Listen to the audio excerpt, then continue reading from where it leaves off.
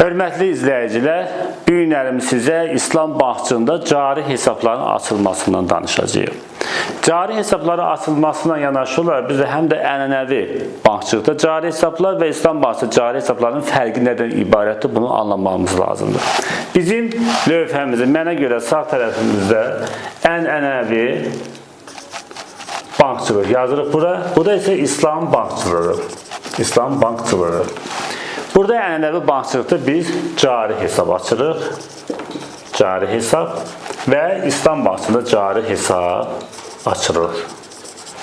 Ümumiyyətlə, ənənəvi bankçılıqda cari hesablar açan zaman insanlar fiziki şəxslər, deyək hər hansı bir biznes fəaliyyətinə məşğul olmaq üçün və ya da şəxsi ehtiyacları üçün, o cümlədən də hüquqi şəxslər, firmalar, MMC-lər hər hansı bir cari hesablar açılır və bu hesabların üzərindən əməliyyatlar həyata keçirirlər.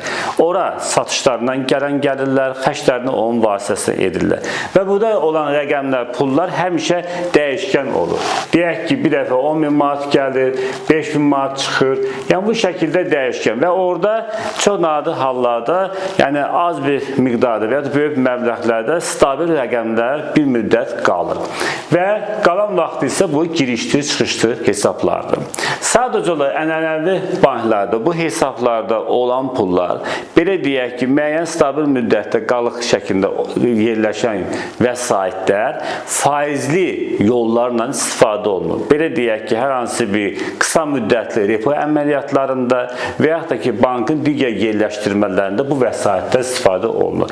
Ona görə də o vəsaitlərin istifadə şəklinə görə biz buna deyirik ki, yəni ümumiyyətlə İslam maliyyəsində buna deyirik ki, bunlar halal olmayan, caiz olmayan istiqamətlərdə sərf olunur. Yəni siz cari hesab açdığınız zaman hər hansı bankda sizin vəsaitiniz bu və ya digər şəkildə bankın yatırımlarında, əməliyyatlarında, deyək ki, qoyuluşlarında istifadə olunur.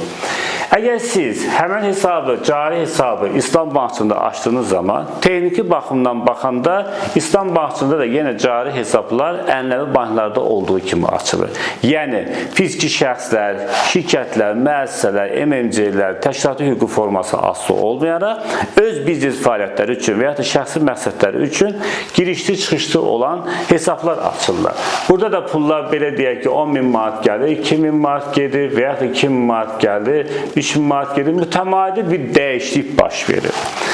Amma burada fərq nədən ibarətdir? Məsələ bundan ibarətdir ki, bu vəsaitlərin müəyyən qalıq hissələri ki, müddət ərzində formalaşır, həmən vəsaitlər İslam bankları tərəfindən İslam şərtlərinə uyğun olaraq idarə olunur və İslam şərtlərinə uyğun olaraq yatırımlarda istifadə edilir. Yəni bu nə deməkdir? Bu deməkdir ki, burada vəsait bir müddət qaldığı zaman həmən vəsaitlərdə İslam bankçılığı deyək ki, hər hansı bir şirkətlərə, müəssisələrə vəsait ya da ortaqlıq şərtlərindən və yaxud da bir malın alınıb baha qiymətə satılması şərtlərindən. Bax, ona görə də bu hesabların İslam banklarında açılması halal və yol verilən İslam maliyyəsinə uyğun olaraq sayılır.